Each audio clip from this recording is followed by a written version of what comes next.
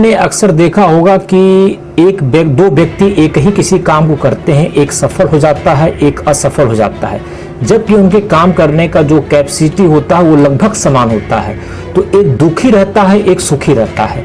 आखिर वह व्यक्ति असफल क्यों हो जाता है, इसको हम एक कहानी के माध्यम से समझने की कोशिश करते हैं। कहा जाता है कि पुराने समय में दो संत हमेशा एक साथ रहते थे।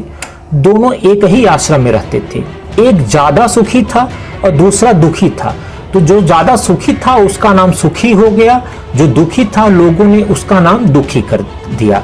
अब देखिए, गांव के लोग अपनी परेशानियों को लेकर इन संतों के आश्रम में तो जाते ही थे और दोनों ही संत अपने तरीके से लोगों की परेशानियों का समाधान भी करते थे।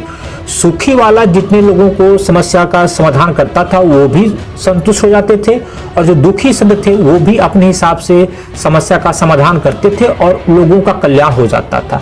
लेकिन जो दुखी संत थे वो हमेशा दुखी रहते थे। उनको हमेशा लगता था कि हम दोनों संतों की जीवन शैली एक समान है, फिर भी हम अंदर से दुखी हैं। एक दिन वह अपने गुरु के पास गए, दुखी संत, और उनसे पूछा कि मेरे चेहरे के हाव भाव को देखकर मेरा नाम लोगों ने दुखी रख दिया है। मैं भी सुखी संत की तरह रोज पूजा पाठ करता हूं, हर काम ईमानदारी से करता हूं, फिर भी मेरे जीवन में दुख ही दुख क्यों है।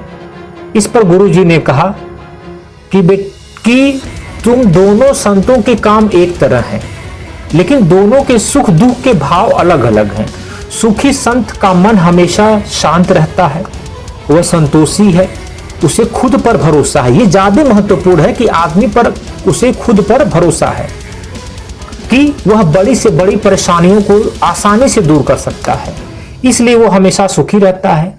जबकि तुम अर्थात कि दुखी संत के बारे में कह रहे थे, तुम्हारा मन हमेशा अशांत रहता है, तुम परिणाम को लेकर चिंतित रहते हो, हमेशा असंतुष्ट दिखते हो परिणाम को लेकर, और तुम्हें खुद पर भरोसा नहीं होता है कि यह कार्य तुम बड़े आसानी से कर दोगे, और बार बार तुम्हें इस बात का डर लगा रहता है कि यह कार्य हम करने जा रहे हैं कहीं असफल हो गए, लोग क्या कहेंगे, वगैरह वगैरह। तो जैसा हम सोचते हैं वैसा हमारे अंदर के जो हार्मोन होते हैं वो क्रिएट होते हैं और वही दुख का कारण बनते हैं।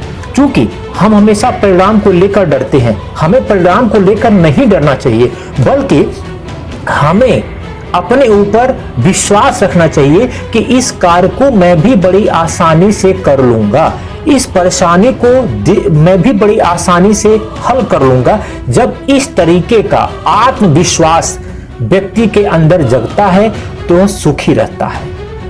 इसलिए कहा जाता है कि मन की शांति और आत्मविश्वास ही व्यक्ति की बड़ी बड़ी परेशानियों को दूर कर सकता है।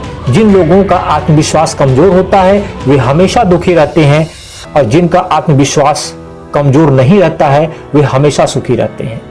नमस्कार।